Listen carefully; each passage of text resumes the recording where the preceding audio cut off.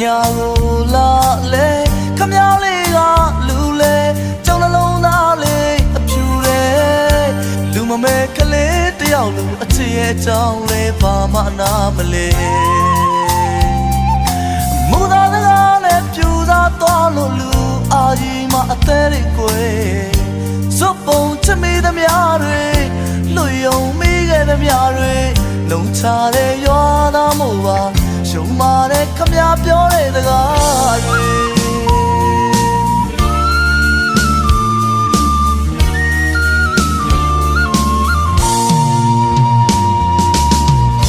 ရွာကို